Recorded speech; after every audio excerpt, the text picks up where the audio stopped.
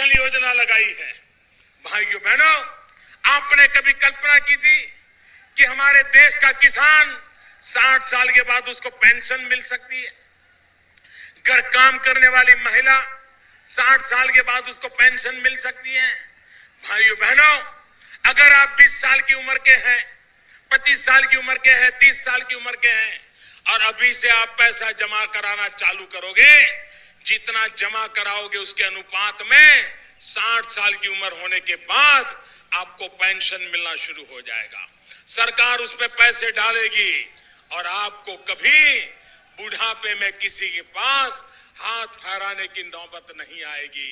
आपका बुढ़ापा भी सीख जाए और आप जो पैसा जमा कराएंगे, आपके स्वर्गवास के बाद वो पेंशन आपकी पत्नी को मिलेगा। आपकी पत्नी।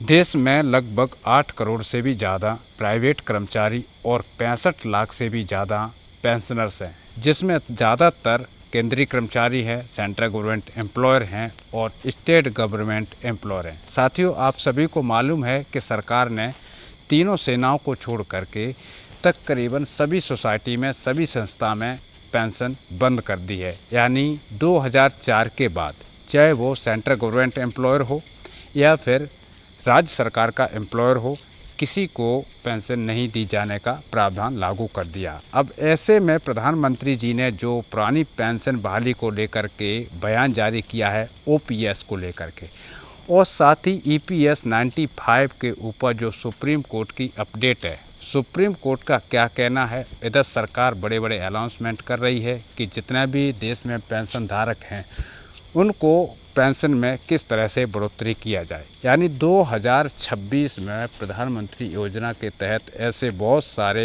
अपडेट्स जारी हुए हैं जिसमें प्रधानमंत्री योजना के तहत पेंशन का निर्धारित नियम बनाया गया है और 2026 में OPS, EPS 95 pension private government employer के लिए बड़ी खुशखबरी आज के वीडियो में हम आपको देने वाले हैं कि क्या 60 साल से ऊपर के जितने भी देश में प्राइवेट कर्मचारी हैं जो पेंशन ले रहे हैं उनके लिए क्या नियम सरकार ने जारी किए हैं और उसके तहत पुरानी पेंशन बहाली को लेकर के अभी तक की क्या अपडेट है और सुप्रीम कोर्ट में जो पेंशनर्स धरना देने जा रहे हैं उसके ऊपर क्या कुछ हल निकल के सामने आ सकता है। क्या पेंशन में रियल में बढ़ोतरी होगी या नहीं होगी, 2026 में जो लेटेस्ट अपडेट है आज के इस वीडियो में बताने वाले हैं। तो वीडियो में आगे बढ़ने से पहले सभी पेंशन धारकों से, प्राइवेट कर्मचारियों से मेरी एक अपील है कि यदि आप चैनल पर पहली बार विजिट कर रहे हैं तो चैनल को ज़रूर सब्सक्राइब कर लें, बेल आइकन को ऑल पर प्रेस कर दें जिससे कि आने वाले हर वीडियो की अपडेट आप तक पहुँचती रहे। साथियों, वीडियो को बिना स्किप किए हुए पूरा देखें और अपने दोस्तों में ज़रूर शेयर करें ताकि ये अपडेट उन तक पहुंच सके। जैसे कि पूरे देश में आज ईपीएस 95 के जो पेंशन धारक हैं लगभग इनकी संख्या कम से कम नहीं तो 10 लाख है। यानी ईपीएस 95 पेंशन धारक 10 लाख से भी ऊपर जो पेंशनर्स हैं वो चाहते हैं कि हमारी पेंशन में वृद्धि हो। सरकार ने 1995 में ईपीएस का निर्माण किया था। यानी ईपीएस 95 1995 से स्टार्ट हुई थी और उस समय 200 रुपये से प्रावधान रखा गया था। यानी 200 रुपये से बढ़कर के और आज 1000 रुपये पेंशन दी जा रही है। लेकिन 1000 रुपये की राशि आज की महंगाई को देखते हुए बहुत ही कम है, जबकि जो पेंशन धारक हैं उनकी मांगें हैं कि सरकार इसको बढ़ाए।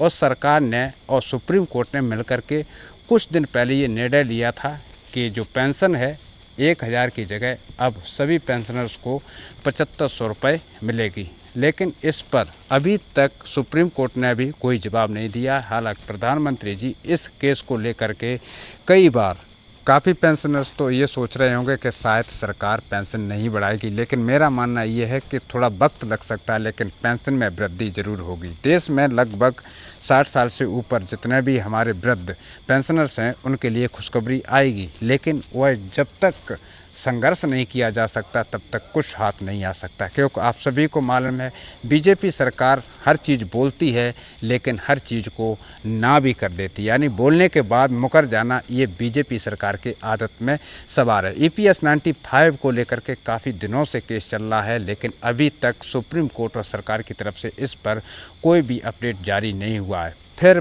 अभी पेंशनरों की तैयारी है कि अब हम धरना प्रदर्शन करेंगे और पुरानी पेंशन यानी OPS पेंशन को बहाली को लेकर के मांग करेंगे और सुप्रीम कोर्ट का घेराव करेंगे। तो ये संभव है कि सरकार कुछ न कुछ नए अपडेट ज़रूर निकालेगी और मेरा सुझाव तो ये है कि 1000 रुपये की राशि आज के समय कुछ नहीं है और इसमें ज़रूर वृद्धि होना चाहिए। और जितने भी अभी पुरानी पेंशन बहाली के लिए लड़ाई लड़ रहे हैं उनमें भी जीत निश्चित होगी और पुरानी पेंशन बहाली भी होगी और EPS 95 पेंशन में बढ़ोतरी भी होगी। किसी भी पेंशन धारक के खाते में कोई भी प्रॉब्लम आती है, पेंशन रुक जाती है, आपकी पेंशन समय से नहीं आती है, पेंशन पूरी नहीं आती है, तो आप हमें अपना नाम लिख करके कमेंट कर सकते हैं। अपना स्टेट का नाम लिखें, अपना डिस्ट्रिक्ट का नाम लिखें, हम आपका पूरा सुझाव कर सकते हैं। अगर किसी को अपनी पेंशन बनवाना है तो हम उसके ऊपर भी वीडियो ला सकते हैं, लेकिन आपको कमेंट करना